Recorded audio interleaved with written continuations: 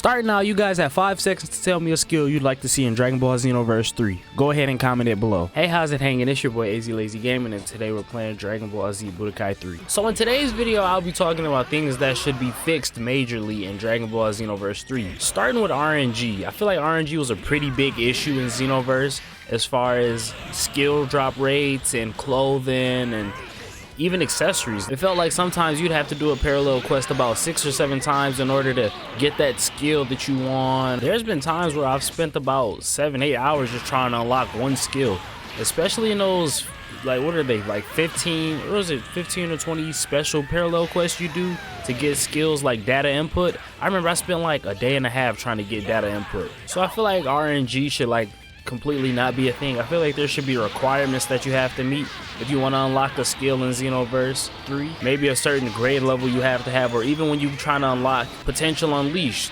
You know, when you unlock Potential Unleashed, you have to get a Z rank on all of those quests, and then you unlock the final parallel quest, and then you unlock the Potential Unleashed skill. So following up with parallel quest, another thing I'd like to talk about is the CPU skill. And I'm not talking about the one you go against, I'm talking about the one on your team. You know, I feel like you spend half the battle trying to watch out for them to make sure they don't lose health and stuff like that and don't go down. I mean, they're pretty good at trying to get you up, but they're pretty tenacious, and that's what makes the enemy go after them when they're the last person alive during raids, parallel quests, special parallel quests, even in the story missions. I think potentially after they reach a certain amount of health and their health is at a certain level, then they should be able to transform at will. Now I can see if I have a Cyberman and then a Cell Jr. on my team, that could be the case, but there's no reason I should have Ultimate Gohan and maybe Ultra Instinct Goku on my team, and they're getting smashed before we even get to the final part of the parallel quests. It seemed like after like parallel quest 100 and something, it's like there's no point in you even having those computers on your team. They're gonna go down before you even get to the hardest part of the parallel quest. I mean, it's just crazy, man. So something else I'd like to talk about is the roster and maybe even like DLCs, because there's no reason there should be 12 versions of Goku. You guys should limit it to presets with different costumes and stuff like that, because we have regular Goku, Super Saiyan 4 Goku, Ultra Instinct Goku, Super Saiyan Blue Goku, we have GT Goku, we have Kid Goku, we have Goten, we have Bardock. They could take notes from like the older Dragon Ball games like Budokai Tenkaichi 3, where it's like maybe like 4 versions of Goku in the game, but he has all his transformations and skills and whatnot. Or even Raging Blast. Raging Blast only has 1 version of Goku in the game, if I'm correct. Don't quote me on that. I know that for sure there's like 3 versions of Vegeta though. And then as far as DLC goes, I mean, we could probably cut back on the DLC. I feel like everyone in Xenoverse 2 should be put in Xenoverse 3, but toned down just a tad bit.